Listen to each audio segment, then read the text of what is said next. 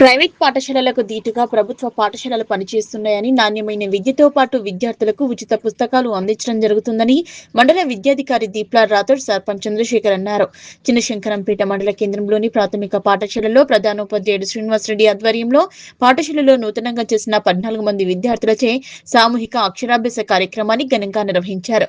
సరస్వతి మాత పూజ అనంతరం జ్యోతి ప్రజ్వలన చేసి కార్యక్రమాన్ని నిర్వహించారు. ఈ కార్యక్రమానికి ముఖ్య అతిథిగా స్థానిక సర్పంచ్ చంద్రశేఖర్ తో పాటు మండల విద్యాధికారి దీప్లా రాథోడ్ హాజరయ్యారు. అనంతరం పాఠశాలలో మధ్యాహ్న భోజనాన్ని ఎంఈఓ పరిశీలించి సంతృప్తి వ్యక్తం చేశారు. ప్రతినిత్యం విద్యార్థులకు ఇదే రకంగా నాణ్యమైన భోజనాలు అందించాలని నిర్వాహకులకు సూచించారు.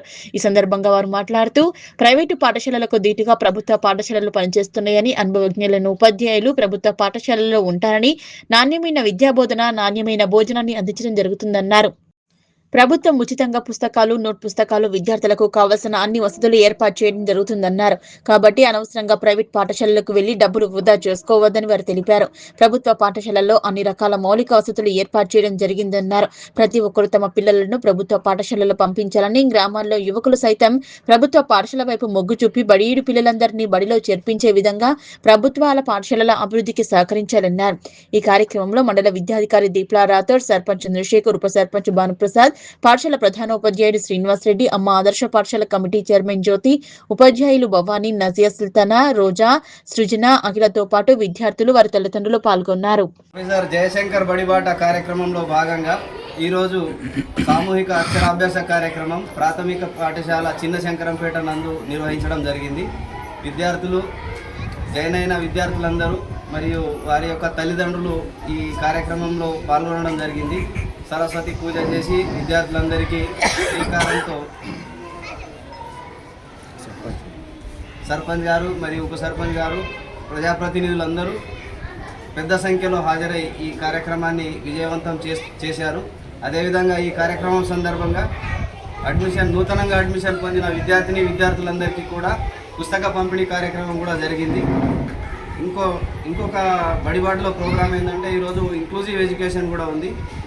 అంటే విద్యార్థులందరూ కలిసిమెలిసి, వికలాంగులు, తర్వాత స్లో లర్నర్స్ అనే భేదభావం లేకుండా విద్యార్థులందరూ కలిసిమెలిసి విద్యాభ్యాసం చేసే డేగా ఈరోజు నిర్వహిస్తున్నాం.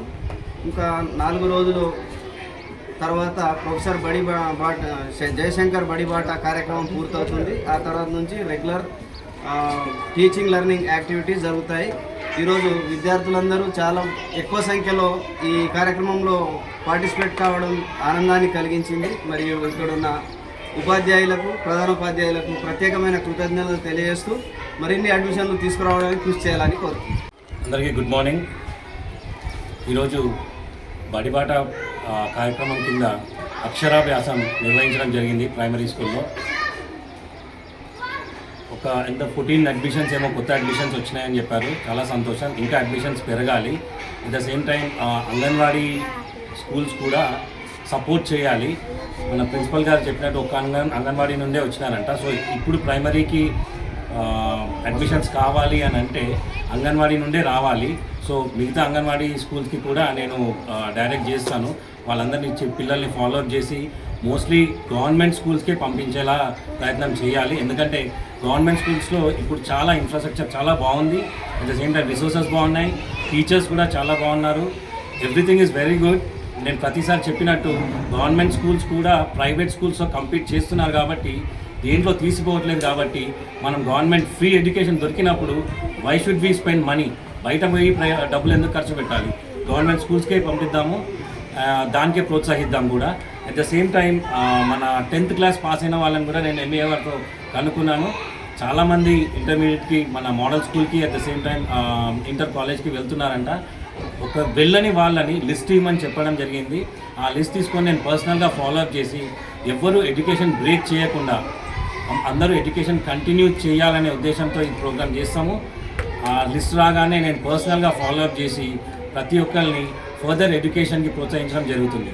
At the same time inter college ప్రిన్సిపల్ని కూడా కనుక్కొని ఎవరైనా డిస్కంటిన్యూ చేస్తే వాళ్ళకు కూడా మాట్లాడి ప్రోత్సహించి ఫర్దర్ ఎడ్యుకేషన్కి ప్రోత్సహించడం జరుగుతుంది.